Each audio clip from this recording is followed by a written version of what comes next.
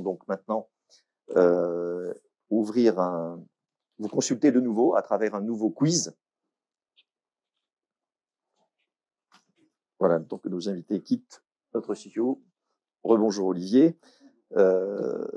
Donc maintenant que nous en savons un peu plus sur l'Observatoire des Ambroisies, nous allons tâcher de mieux connaître notre auditoire, donc les e-auditeurs, et tel est le sens de ce nouveau quiz. Alors, je vous rappelle, donc c'est accessible via www.menti.com. Et puis, vous devez rentrer le code qui s'affiche ici. Ce sera un code différent à chaque quiz. Donc là, c'est le 82 93 16 19. 82 93 16 19.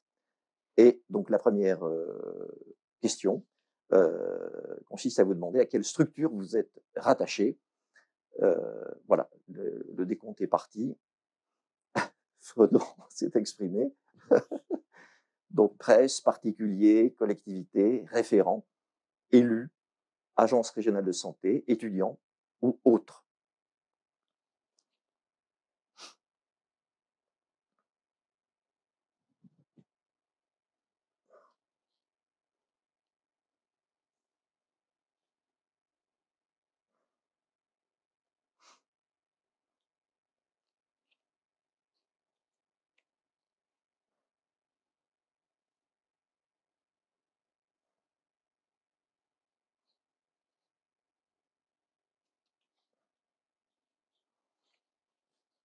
On attend encore quelques réponses et puis vous me direz quand est-ce que le résultat se stabilisera.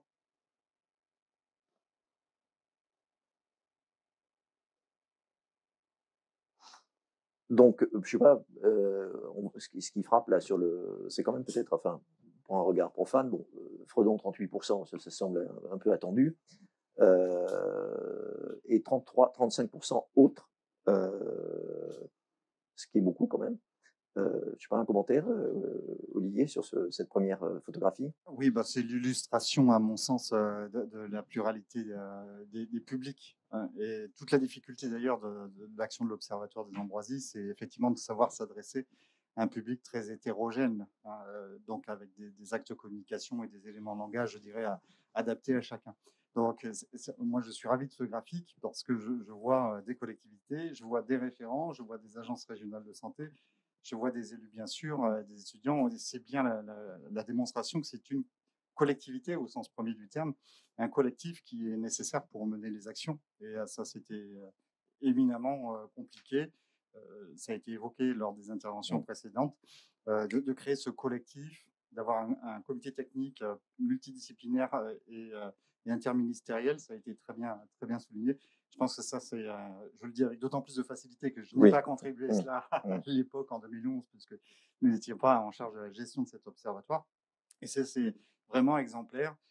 Pour travailler dans d'autres domaines d'activité, je ne vois pas la même chose forcément avec une même intensité dans d'autres problématiques relatives aux espèces exotiques envahissantes ou celles nuisibles à la santé des végétaux qui relèvent d'autres actions du ministère. Donc vraiment un grand coup de chapeau aux instigateurs de cela et à la dynamique on voit à travers ces sondages-là, même si effectivement Fredon est un peu surestimé, surreprésenté peut-être par affinité, je dirais, avec l'événement. Alors Michel Thibaudon a mis l'accent sur les activités de communication, donc il faudra publier les actes de cette journée parce que la presse, 0% pour l'instant. Oui, j'ai eu l'occasion de discuter, je ne donnerai pas les noms de vos confrères, mais avec certains d'entre eux en disant, voilà, relayer l'information et dire, oui, mais c'est un vieux sujet. Et finalement, il n'y a rien de nouveau, donc c'est pas forcément ce qu'on va programmer. Alors je trouve ça un peu dommage parce que Caroline Paul l'a très bien exprimé là tout de suite. Il est indispensable d'être centré sur le résultat final, c'est d'avoir moins de malades. Le patient est assurément au centre des préoccupations et c'est le relais des médias qui est indispensable pour ça, parce que effectivement les particuliers sont assez innocents, je dirais, et parfois malades sans savoir. Et ça aussi, c'est une caractéristique.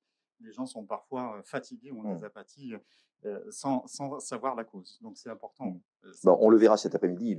Votre chantier, j'allais dire, il est quand même très novateur et on en verra plusieurs exemples dans bien des domaines. Alors peut-être seconde question. Dans quel département êtes-vous situé? Donc je rappelle le code, vous l'avez rentré, a priori, c'est fait. Ah, par contre, là, c'est un petit peu difficile de lire les. Oui, je vois la dernière, d'accord. Bon, bah, la première, on comprend.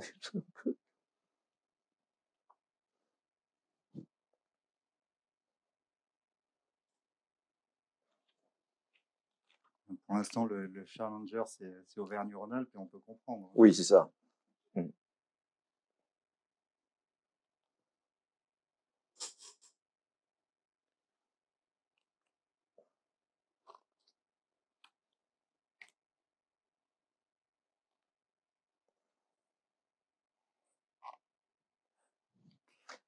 Donc, est-ce qu'il y a un reflet, j'allais dire, de la présence de la plante sur le territoire? Est-ce que les réponses, je confesse que j'ai un peu de mal à lire les régions.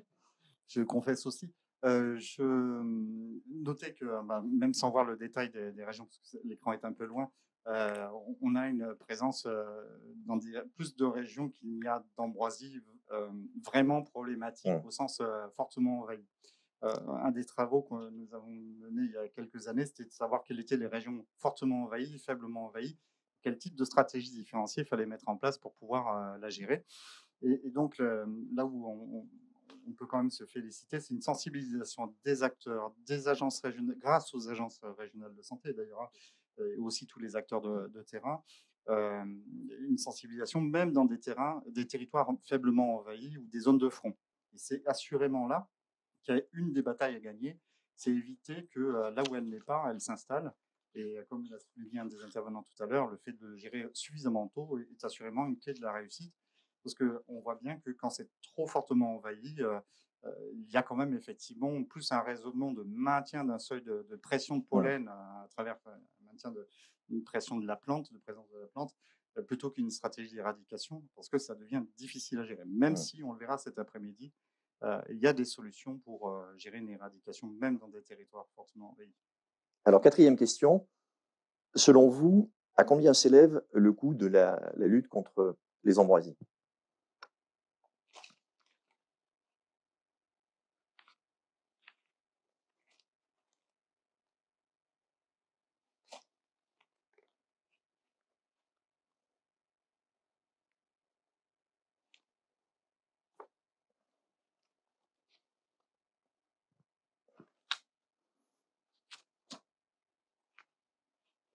Alors, ceux qui ont été attentifs ont peut-être eu une indication dans l'intervention de Jérôme Salomon en ouverture de la rencontre, qui a donné un chiffre. Alors malheureusement, ça se gère en millions d'euros et pas en milliers. Le travail de l'Agence régionale de santé Rhône-Alpes a permis effectivement une première quantification. Au niveau de l'observatoire, on s'était amusé aussi à faire des extrapolations en se disant si d'aventure il y avait autant d'ambroisie sur toute la France qu'en Auvergne-Rhône-Alpes, qu'est-ce que ça pourrait donner en nombre de malades et en somme. Alors, ce serait un scénario cauchemardesque parce qu'effectivement, les impacts seraient très forts. Donc, on est bien à 56 millions ou 59 millions, oui, 59 millions d'euros par an. Ce coût, c'est un coût, vous en découvrirez le contenu par un intervenant d'une agence régionale de santé, Hervé Bertrand, cet après-midi, est un coût pluriel qui inclut les coûts du fait de se médicamenter, mais aussi les arrêts de travail, parce que n'oublions pas que c'est une maladie qui est très invalidante et qui effectivement a des impacts réels sur la capacité de travail des gens, le cas échéant. Donc ça, c'est un élément important. On écoutera Hervé Bertrand dans un instant. Donc, dernière question. Selon vous, l'ambroisie est-elle plus présente en milieu urbain ou rural?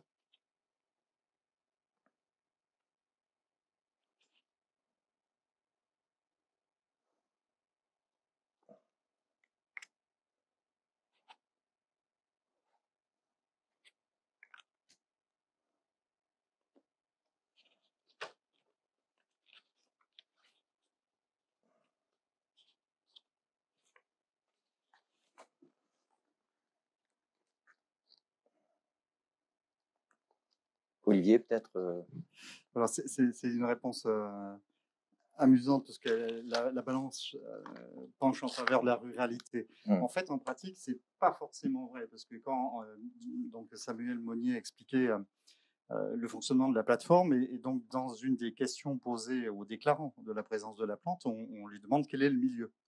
Et on va se rendre compte que effectivement dans les champs, c'est entre, suivant les années, ça varie entre 30 et 40% dans les champs, les déclarations seulement, je dirais.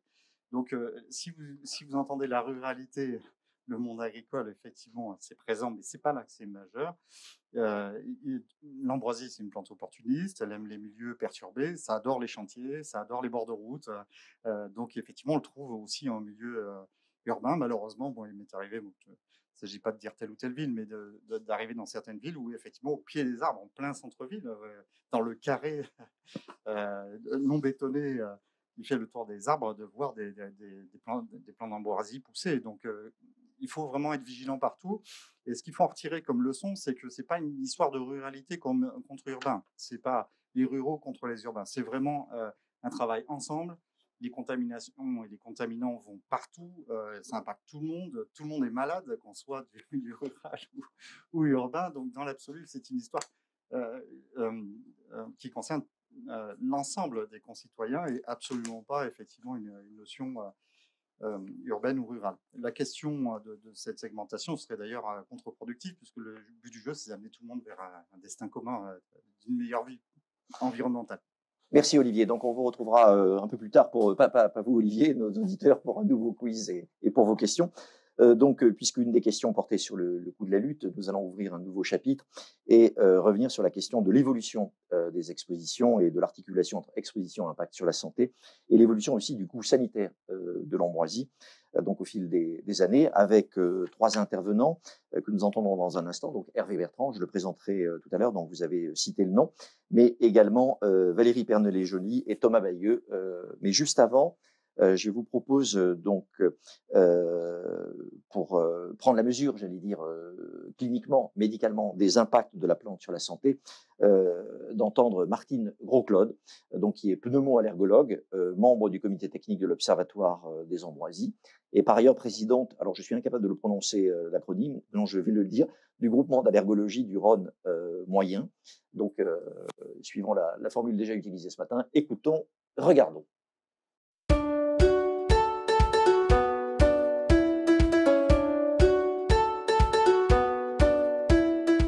Je m'appelle Martine Gros-Claude, je suis pneumo-allergologue, je suis présidente du GAERM et j'ai rejoint il y a quelques années le comité technique de l'Observatoire de l'ambroisie.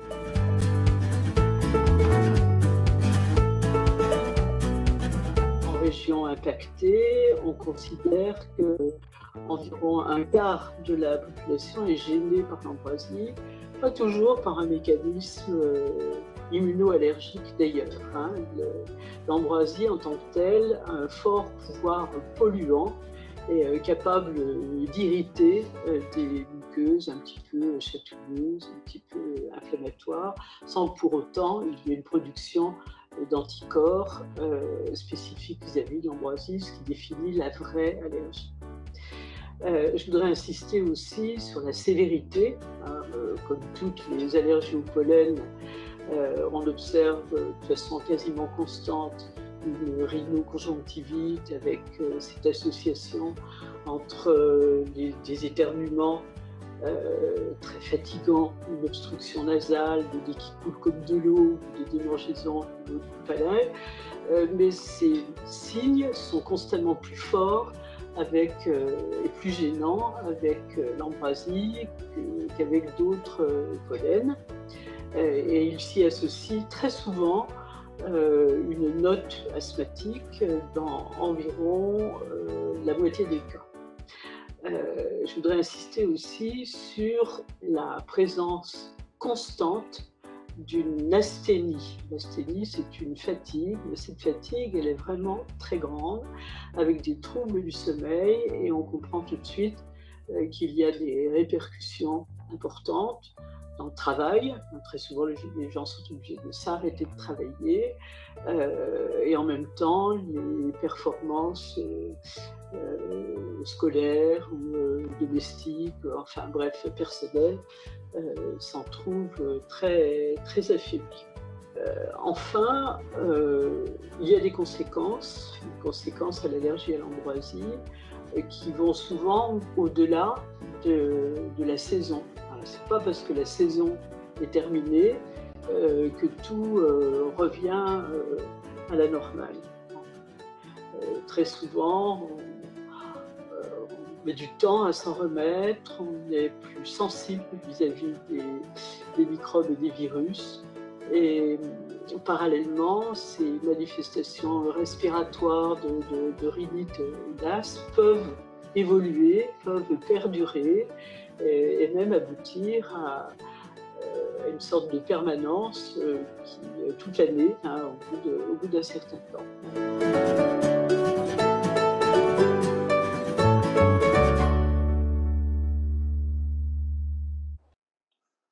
Donc nos 3 invités ne sont pas sur le plateau, mais ils sont en vidéo transmission avec nous.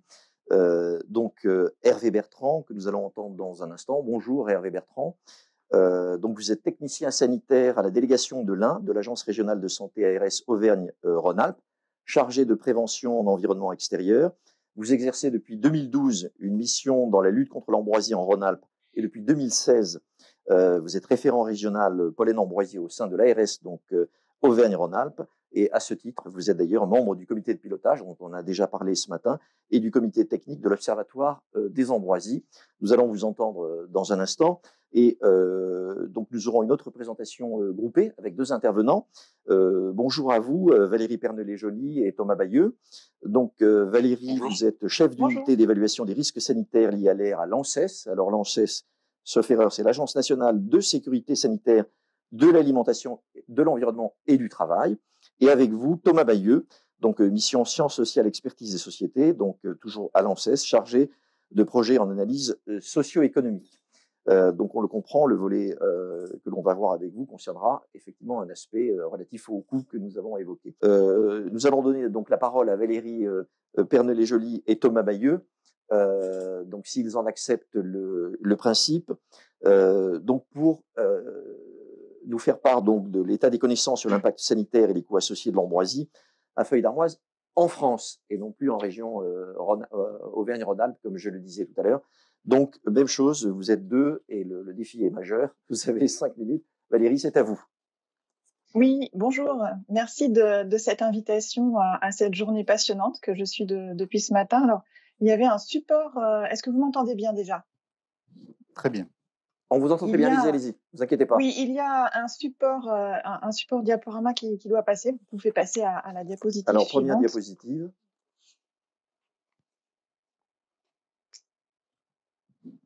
Donc, la diapo numéro 1, sur l'état des connaissances.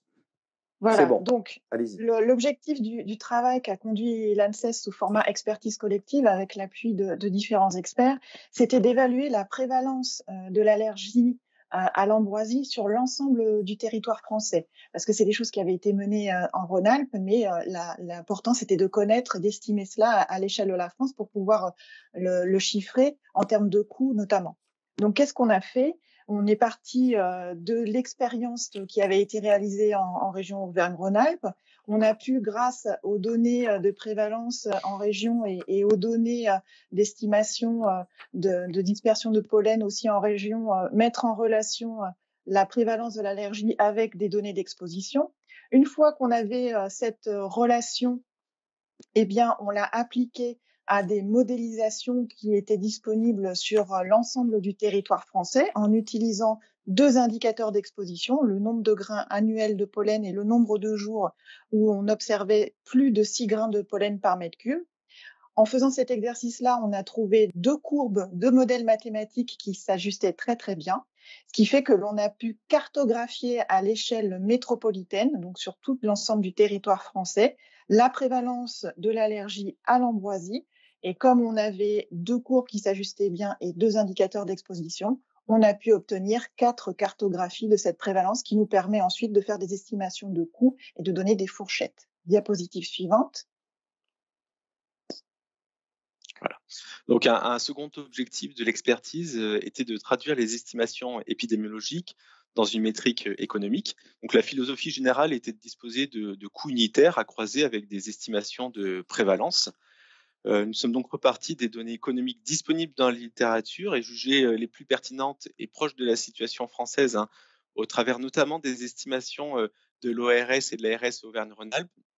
Donc Hervé Bertrand développera ce point, mais notamment les études médico-économiques qui ont été réalisées dans le cadre de cette région, et ce pour différents coûts, donc notamment le coût de prise en charge des soins et ceux associés aux pertes de production. Le groupe de travail a également estimé, par l'intermédiaire de la valeur tutélaire d'une année de vie en bonne santé, produite par la commission Kiné en 2013, le coût des pertes de qualité de vie. Cela permet de rendre compte d'une nouvelle dimension des impacts de l'ambroisie par rapport aux travaux qui préexistent dans la littérature. Slide suivante. Donc, au travers des 4 relations exposition-risque qui ont été indiquées par Valérie Pernelle-Joly, 4 estimations de la prévalence ont pu être générées. Donc, sans surprise, d'un point de vue spatial, la vallée du Rhône et les départements du Val-de-Loire ou du moins de Bourgogne-Franche-Comté apparaissent fortement impactés. À noter que sur ces différentes cartes, on peut observer des zones de front à la périphérie des territoires qui sont fortement impactées. Ce sont des zones qui sont particulièrement importantes dans une optique de gestion et de limitation de la propagation de la plante, mais j'y reviendrai par la suite. Donc, à l'échelle nationale, les chiffres avancés sur la diapositive témoignent de la nécessité de considérer l'ambroisie comme un sujet de santé publique, comme l'a signalé en début de journée Jérôme Salomon par rapport à cette thématique ambroisie. Donc, il est à noter que l'ambroisie génère aussi des impacts négatifs au-delà de la santé. Ça a été évoqué également par différents intervenants, notamment sur la sphère agricole, au travers des pertes de rendement, les coûts de gestion, encore les choix culturaux sous-optimaux, mais c'est des points qui n'ont pas été traités dans le cadre de cette expertise. Slide suivante. Donc, à l'issue de ces travaux, des recommandations ont pu être établies à l'intention d'acteurs multiples. On voit bien que c'est un sujet qui concerne tout le monde, puisque l'ambroisie est une problématique qui nécessite la mobilisation de toutes et tous. Donc, certains points s'inscrivent pleinement dans les propos de la table ronde précédente. Donc, voilà, j'étais heureux de pouvoir les entendre. On va réinsister sur certains de ces points. Donc, il y a une série de recommandations qui ont été adressées au pouvoir public, voire aux législateurs. Notamment, on a insisté sur l'adoption la nécessité d'adopter des arrêtés préfectoraux, ces documents qui organisent la lutte à l'échelle départementale. Il s'agit là d'une pierre nécessaire, mais non suffisante si dépourvue de moyens. Donc, la nomination de référent ambroisie, qui est un acteur central et essentiel de la lutte sur le terrain, est à promouvoir au-delà des zones fortement infestées, notamment dans les zones de front, comme je l'évoquais précédemment. Enfin, et dans une optique d'efficacité, renforcer le pouvoir de police du maire est apparu comme une recommandation importante.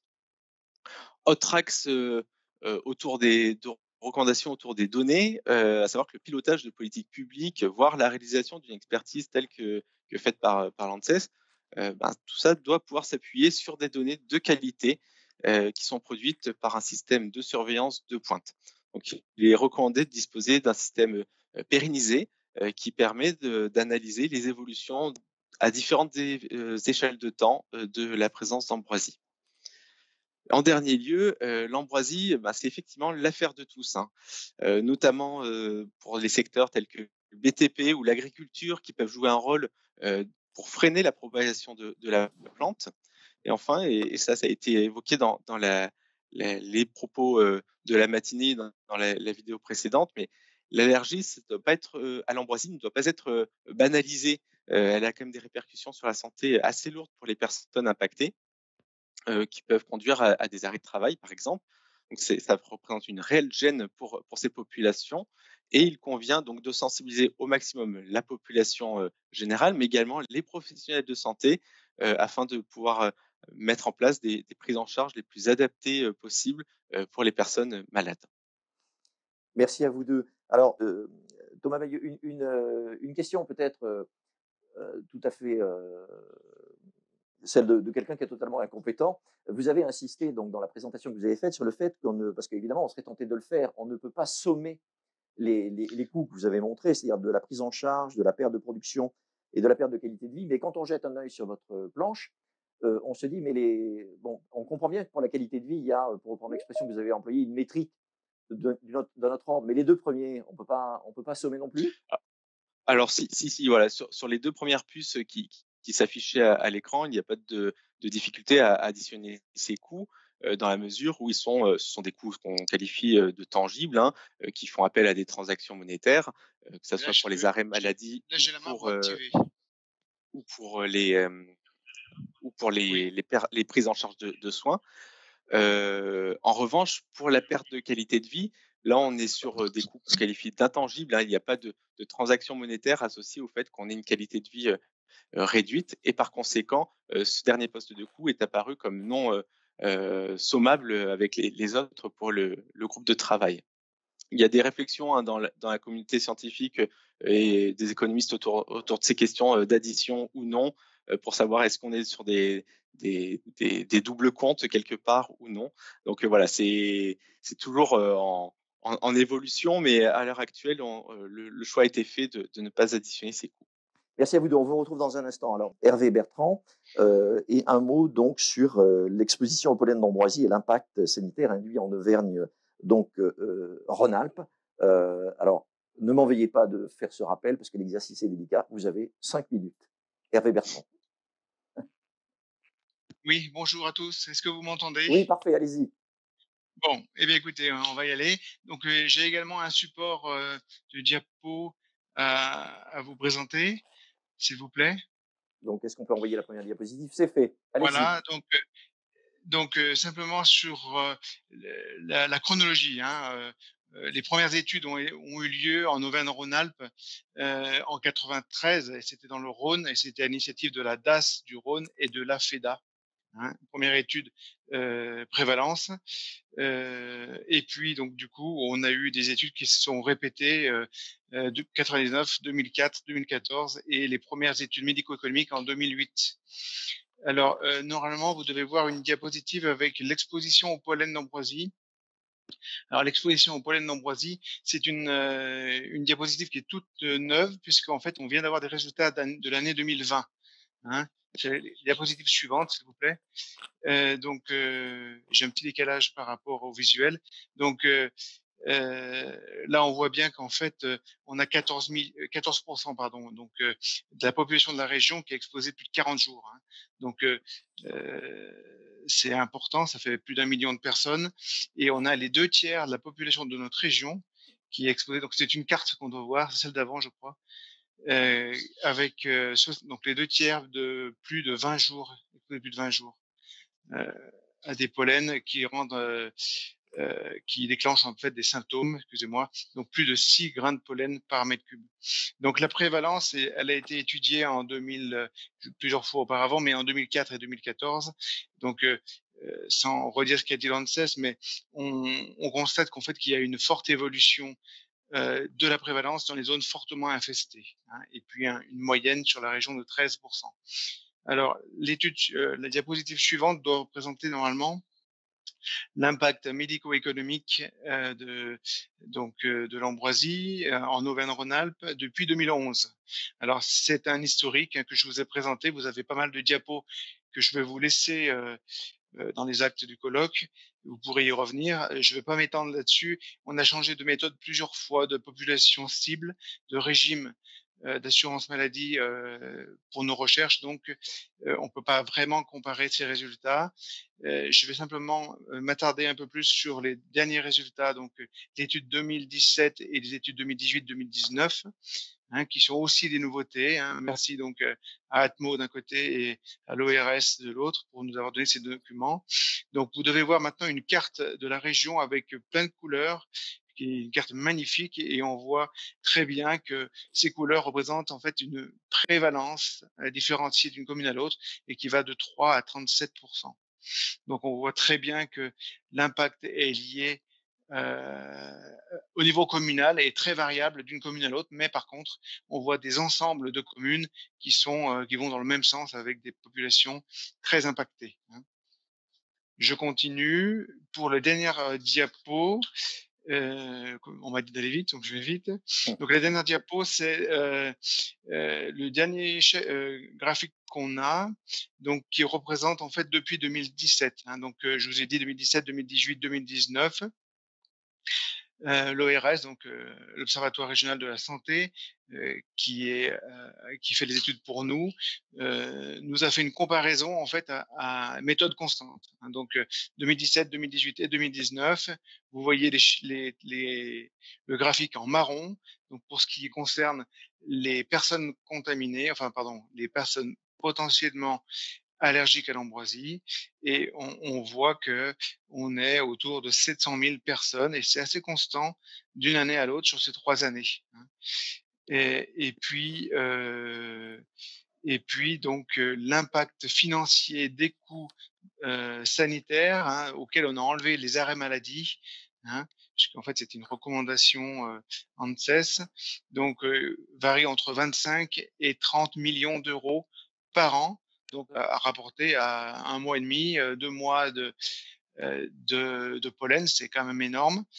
Donc entre 25 et 30 millions d'euros par an, sachant que les arrêts maladie représentaient 5 millions d'euros à peu près, 5-6 millions d'euros par an. Voilà, ils ont été retirés. Voilà, donc j'ai fini de présenter, j'ai fait un peu vite. J'espère que, alors j'ai oublié beaucoup de choses forcément. Ça reste pas très précis. Vous avez des documents plus précis pour compléter. Juste une petite chose. Tout à l'heure, on a cité un chiffre de 59 millions d'euros pour des coûts de la lutte contre l'ambroisie. Ça a été dit avant l'ANSES, c'est pas l'ANSES qui a dit ça, je vous rassure. Donc c'est pas tout à fait juste, puisque nous on parle que de coûts sanitaires, l'ANSES également. Si on voulait parler de coûts de la lutte, ce serait encore bien plus important que ça. Alors, j'aurais personnellement plusieurs questions à vous poser, mais on va privilégier les questions de nos auditeurs. Donc, je me retourne vers Alice. Oui, alors on va poser la première question pour Hervé. Donc, qu'est-ce qui explique la différence de répartition sur le territoire? Donc, en Auvergne-Rhône-Alpes, on voit qu'il y a des zones vertes et des zones donc plus touchées en rouge. Hervé Alors, Bertrand. en fait, on pourrait superposer plusieurs cartes qui existent. La répartition de la plante, la répartition des jours les plus exposés au pollen, donc la carte d'Atmo Auvergne-Rhône-Alpes qui est faite par modélisation, qui est basée, elle, sur 21 capteurs de pollen, donc c'est pas irréaliste, c'est vraiment des choses très concrètes. Et on pourrait superposer la troisième carte qui est l'impact sanitaire, et on voit que ces 3 cartes se superposent assez bien, puisqu'en fait, c'est là où il y a le plus de plantes globalement, où les gens sont le plus exposés. Imaginez 40 jours d'exposition au pollen, c'est considérable. C'est 1 million de personnes qui sont concernées sur notre région, c'est vraiment énorme.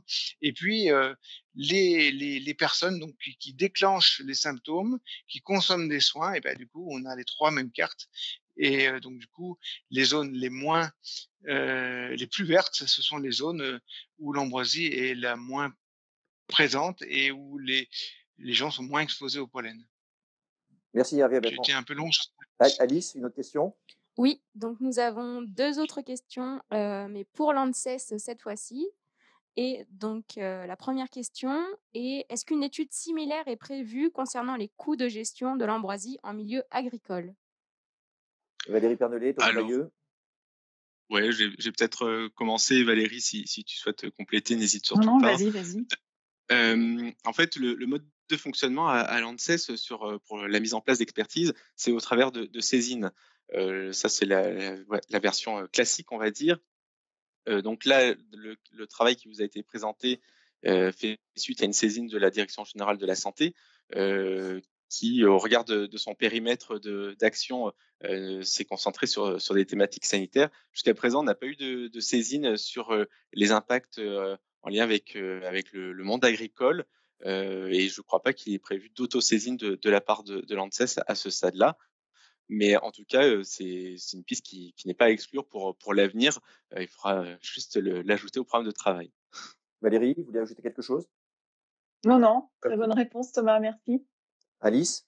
Une dernière question qui est en fait 2 petites questions. Donc, à qui sont destinées ces données et comment faites-vous pour sensibiliser les différents acteurs de la lutte à ces résultats? Alors, qui veut Alors, je vais répondre? commencer et Thomas? puis je te Valérie? laisserai. Je vais commencer. Alors, c'est nous le travail d'expertise qui a été conduit, comme l'a dit Thomas, on l'a conduit en réponse à une saisine du ministère de la Santé. Donc, c'était vraiment pour avoir une estimation nationale du coût que représente le coût sanitaire que représente l'allergie à l'ambroisie au niveau national, parce que il y a beaucoup de choses qui existent au niveau régional et la région Auvergne-Rhône-Alpes est vraiment très motrice en la matière et on voit que quand on arrive à sensibiliser sur ce sujet au niveau d'une région, ben on arrive à mobiliser plus les acteurs locaux pour de la lutte. Donc, pour faire ça à l'échelle de la France, c'était un travail tout à fait utile et nécessaire de montrer qu'à l'échelle française, ça avait un coût assez important et montrer aussi que il n'y avait pas que la région Rhône-Alpes qui pouvait être concertée, mais que voilà, avec les zones de front, il fallait vraiment se mobiliser à l'échelle de tout le territoire national.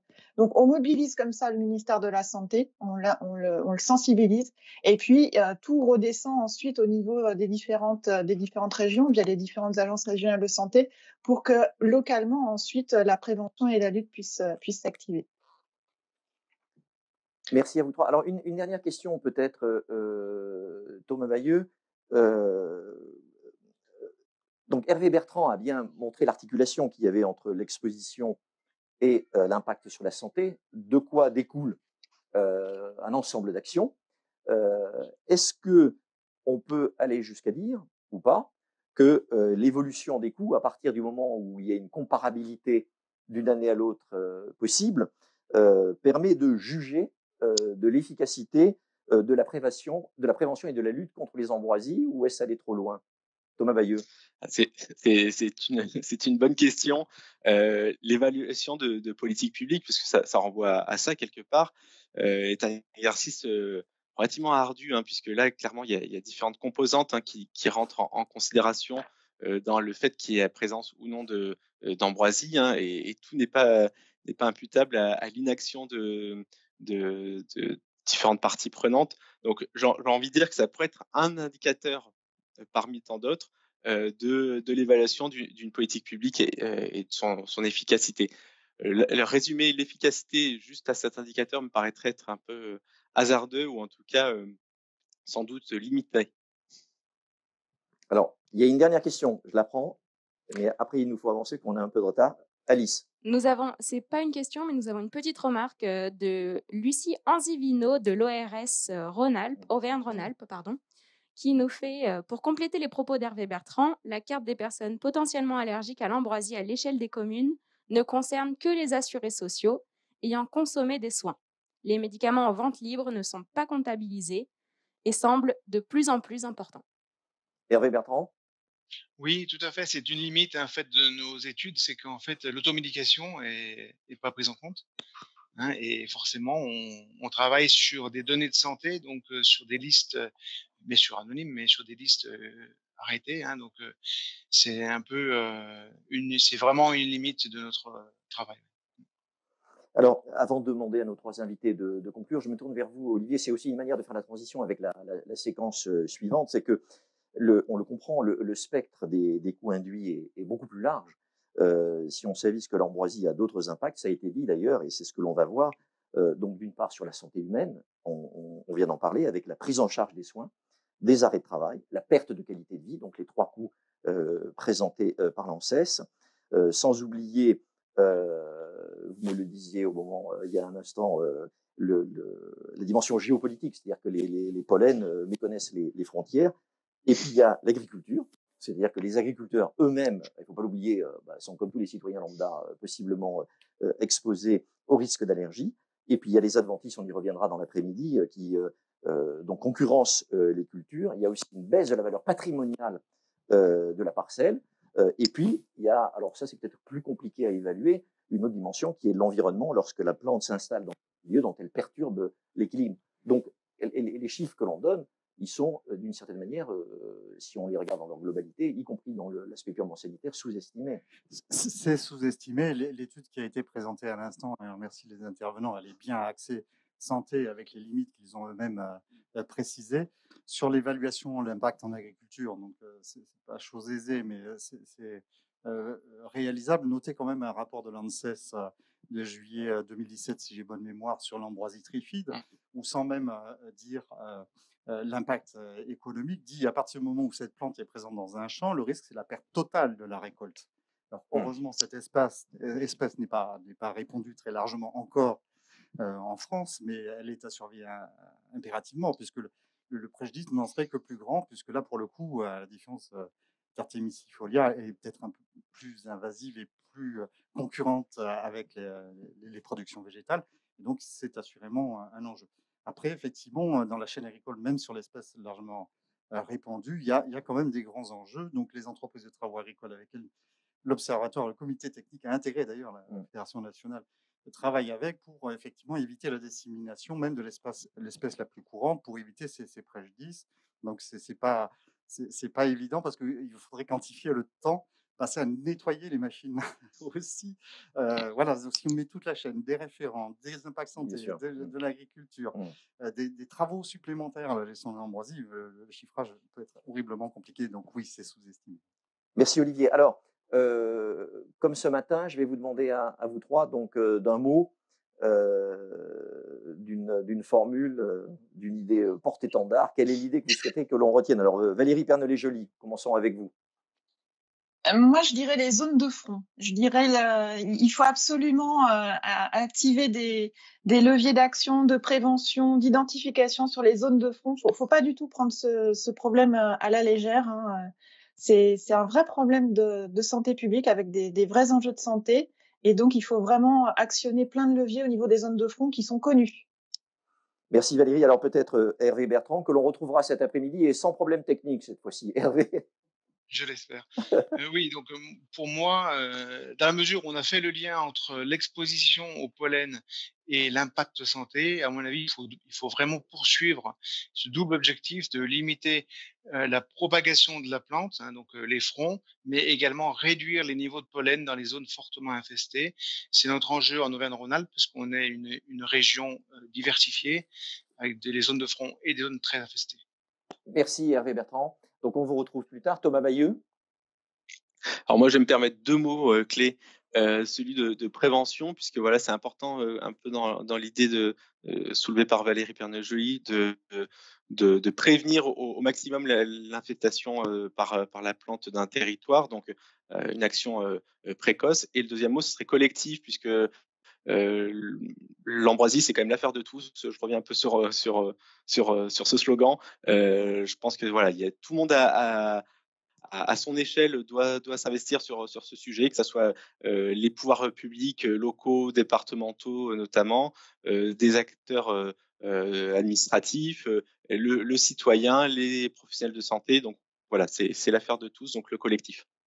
Merci à vous trois et Valérie et Thomas, vous restez avec nous via chat, hein, libre à vous d'envoyer des questions tout au long de la journée. Merci à tous les trois et Hervé Bertrand, à plus tard.